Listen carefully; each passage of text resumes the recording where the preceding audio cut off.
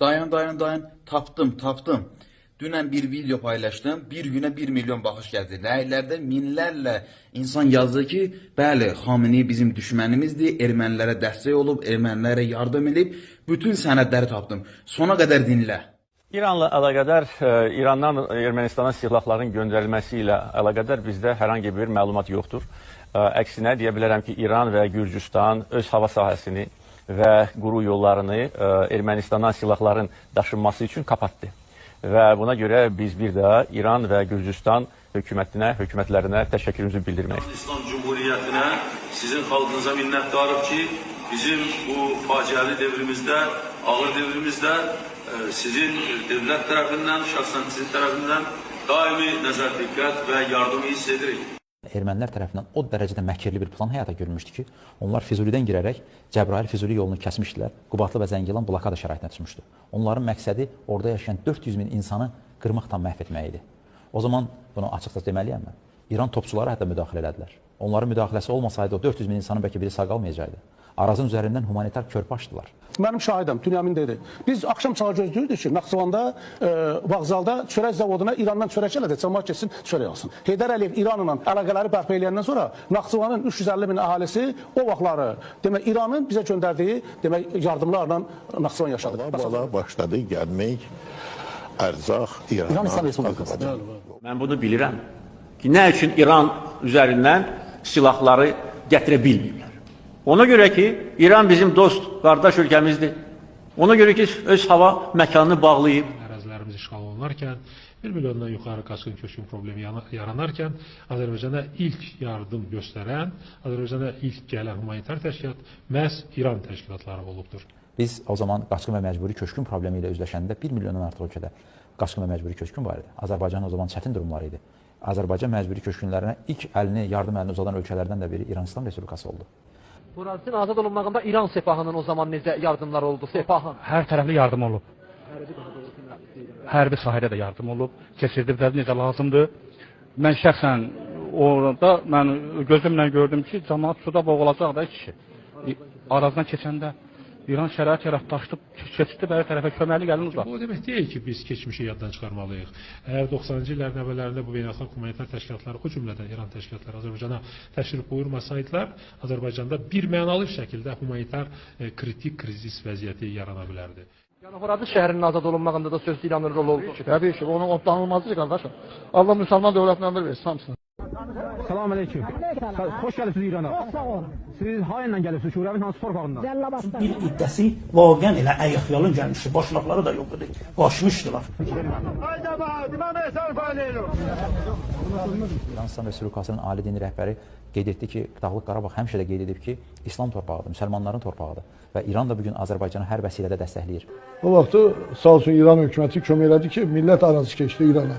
Bilirsən, hakimlər bunu millətə göstərmək lazım. 20 milyon dolar silah və mühimmat o zaman verdik biz Azərbaycanı qarşıladık.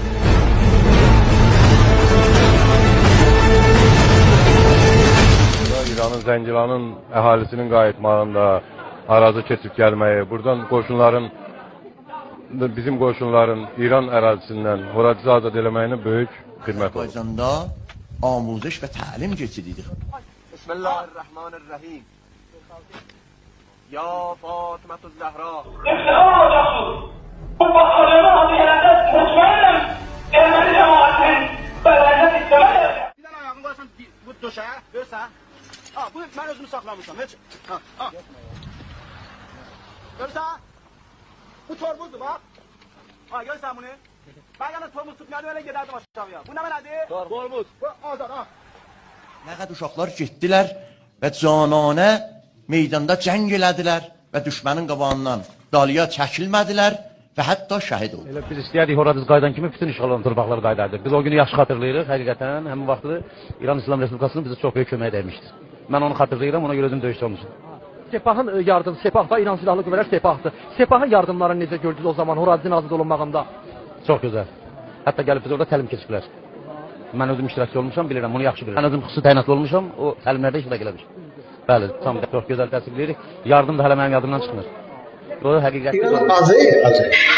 Yəni öz tərəfindən bir şiə müsəlman qardaşı kimi Azərbaycana istənilən dəstəyi köməyi deyib.